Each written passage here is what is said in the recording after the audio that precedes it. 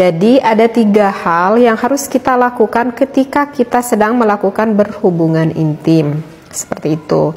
Di pembahasan sebelumnya kan sudah saya terangkan, kita harus lakukan dengan pelan-pelan dan jangan banyak bicara yang tidak penting.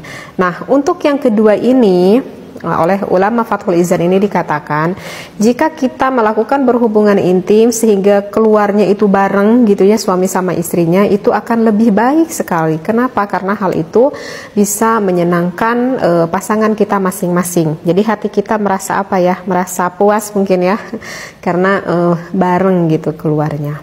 Nah, kalau dibaca referensinya sih itu mudah sekali ya. Artinya mudah ya, ketika kita melakukan berhubungan intim lebih baik kita keluarnya bareng gitu. Tetapi bagi sebagian orang yang mungkin itu mudah saja, artinya bisa melakukan hal itu. Tetapi tidak menutup kemungkinan sih bagi sebagian orang juga untuk keluar bareng itu bisa saja dikatakan sulit. Nah, bisa saja dikatakan sulit berarti antara pasangan suami istrinya tersebut itu mempunyai apa ya, yang mungkin mempunyai permasalahan gitu, sehingga ya sulit untuk bareng gitu keluarnya. Nah, kalau dari kasus-kasus yang saya dengar gitu ya, mungkin saja ini terjadi pada wanita ataupun pada laki-laki. Kalau yang sering saya dengar gitu, misalkan nih contoh pada wanita. Kalau kebanyakan dari wanita, kesulitannya itu adalah apa? Kesulitannya itu adalah bagi wanita itu kesulitan untuk orgasme. Seperti itu. Itu berarti permasalahan yang ada di wanita. Dan kalau yang kebanyakan kasus dari laki-laki itu biasanya kebanyakan kasusnya itu adalah karena dikarenakan karena ejakulasi dini gitu. Sehingga sulit sih untuk ketemu barengnya gitu. Nah, saya akan memberikan sedikit tips yang secara umumnya aja gitu ya, karena pasti kan untuk permasalahan itu kan pasti banyak banget gitu. Saya jadi ingin memberikan sedikit tips yang banyak yang terjadi gitu. Nah, misalkan contoh pada wanita itu yang banyak sulit untuk orgasme. Nah, berarti kan ini harus ada terapi, artinya harus ada padu padan antara suami dan juga istri. Artinya suami dan juga istri itu harus memahami apa kekurangan ataupun apa permasalahan yang dialami oleh suami ataupun oleh istri kita. Karena kan di dalam melakukan hubungan intim itu kan berdua. Artinya keduanya itu harus saling membantu gitu. Jadi harus saling kompak lah istrinya. Misalkan nih contohnya, sang istri, kita sebagai suami itu tahu kalau istri kita itu misalkan sulit untuk orgasme. Jangan sampai sang suami itu gak mengetahui bahwa istri kita itu sulit orgasme.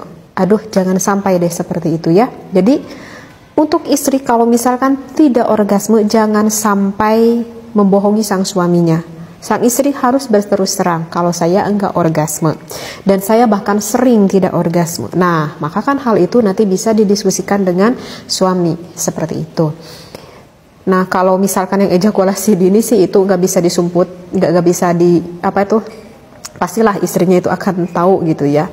Nah, bagi seorang wanita yang kesulitan untuk orgasme, langkah yang pertama yang harus dilakukan itu adalah oleh dirinya itu sendiri, artinya oleh wanita. Jadi kita harus tahu dulu apa sih itu orgasme. Kan orgasme itu bukan hanya fisik saja. Jadi orgasme itu ada keterlibatan antara pikiran dan juga fisik kita. Begitu ya, wahai para wanita. Jadi bukan hanya fisik kita yang merasa enak, yang merasa nikmat, tetapi dimulainya dari apa dulu? Dimulainya dari pikiran kita dulu. Dimulainya dari mindset otak kita dulu. Jadi bagi para wanita yang mempunyai kendala sulit untuk orgasme, mindset otak kitanya pedekkan dulu. Jadi gen adanya itu dari gen diri kita sendiri, dari wanita itu sendiri. Jadi wanita itu harus percaya diri, meyakini dirinya sendiri bahwa saya bisa senang di dalam melakukan berhubungan intim, bahwa saya bisa bahagia dalam melakukan berhubungan intim, bahkan saya bisa enak, bahkan saya sampai bisa orgasme. Jadi harus ada kepercayaan diri yang ditimbulkan oleh pikiran dan juga hati sang wanita itu sendiri. Ya. Jadi ingat, suami itu hanya sebatas membantu saja. Sekali lagi, suami itu hanya sebatas bisa membantu saja kepada kita bisa orgasme. Ya. Nah, misalkan ini contoh seperti ini kalau kurang paham. misalkan di mindset otak seorang wanita berpikir bahwa yang bisa membahagiakan saya sampai saya bisa orgasme itu misalkan cowok yang kekar, misalkan ya apapun itulah, misalkan cowok yang tinggi putih misalkan, atau yang tinggi hitam gitu. Itu kan fantasi, beda-beda kan fantasi seseorang. Nah misalkan di mindset otak yaitu bahwa yang bisa membuat saya sampai orgasme itu adalah lelaki yang maco, misalkan seperti itu. Sedangkan pada buktinya di depan kita itu ada suami yang tidak sesuai dengan kriteria apa yang dia inginkan. Walaupun suaminya itu udah berusaha dengan beberapa menit, ia lakukan udah sampai 20 menit, sangat waktu yang lama sekali untuk menyenangkan istrinya, misalkan melakukan foreplay, nggak bisa menyenangkan istrinya. Kenapa? Karena mindset dari otak awalnya wanita itu berpikir bahwa laki-laki yang bisa menyenangkan saya adalah laki yang jenisnya ini. Ya sulit lah untuk orgasme gitu, karena di mindset otaknya itu udah salah seperti itu. Ataupun di mindset otaknya itu wanita itu berpikir bahwa yang bisa membuat saya orgasme itu adalah suami saya. Salah juga. Suami itu hanya bisa membantu mengeluarkan rasa yang enak itu, begitu ya. Jadi yang bisa menyenangkan diri kita sendiri itu adalah siapa? Ya, diri kita. Jadi suami hanya membantu seperti itu. Nah ini berarti yang harus diobati itu pertama adalah siapa? Wanita itu sendiri. Jadi harus ada ditimbulkan kepercayaan dirinya pada wanita itu sendiri. Baik. Nah untuk langkah selanjutnya ini adalah yang diperlukan kerjasama dengan suami. Nah untuk langkah selanjutnya itu berhubungan dengan posisi ataupun gaya bercinta. Nah jika bagi wanita yang sulit orgasme, suami kita itu harus lebih bijaksana kepada sang istrinya, ya. Jadikanlah wanita itu menjadi dirinya itu sendiri, gitu. Artinya gimana menjadikan wanita itu dirinya sendiri? Artinya apa yang ingin dia lakukan, ya lakukan oleh wanita itu, gitu. Jadi kalau bisa suami itu jangan ngatur-ngatur kepada sang istrinya harus gaya gini, gaya gitu, gitu, ya. Paham gak nih para suami? Jadi untuk wanita yang sulit untuk orgasme, kalau bisa biarkanlah untuk untuk berganti-ganti gaya itu keinginan wanitanya itu sendiri, seperti itu, agar sang istri kita itu memahami apa yang lebih enak yang dia rasakan.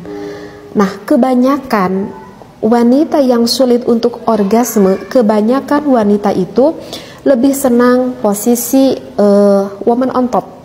Artinya woman on top itu adalah sang suaminya di bawah terlentang dan sang istrinya menduduki sang suami. Gaya inilah gaya yang paling disenangi oleh sang istri. Kenapa lebih disenangi oleh sang istri? Karena jika posisi sang istrinya itu di atas, maka sang istri itu bisa dengan bebasnya bergerak mau ke kanan mau ke kiri gitu ya, sehingga sang istri itu dapat lebih mudah menyentuh akan klitoris dan juga akan G-spot sang istri, seperti itu. Jadi wanita itu akan lebih mudah untuk memainkan titik erogen mana yang sedang dia rasakan, seperti itu, gitu ya. Dan untuk posisi seperti ini wanita itu tidak terlalu senang jika suami yang terlalu banyak bergerak. Justru untuk posisi ini sang istri itu lebih senang mengeksplor dirinya sendiri. Seperti itu ya. Jadi kalau misalkan wanita yang sulit untuk orgasme, ya posisi ini sih posisi yang lebih baik, seperti itu. Walaupun di pembahasan sebelumnya sih di dalam kitab Fathul Izar itu dikatakan kurang baik ya, karena takut ada permasalahan kencing. Tetapi kan kita melihat akan segi kemadorotannya yang lebih besar yang lainnya. Nah kemudian untuk langkah yang kedua, lakukanlah posisi yang disenangi oleh wanita ini, lakukanlah dengan pelan-pelan, lakukanlah dengan perlahan. Jadi kalau misalkan posisi wanita itu udah di atas misalkan gitu ya, maka sebaiknya wanita itu melakukannya itu jangan jangan terlalu keras-keras dulu lah gitu, jangan terlalu barbar gitu ya. Lakukan dengan gerakan yang pelan-pelan dulu gitu. Dan laki-laki itu ikuti saja apa ya keinginan oleh istri kita. Misalkan nih contoh sang istri membawa tangan kita, tangan suami gitu ya,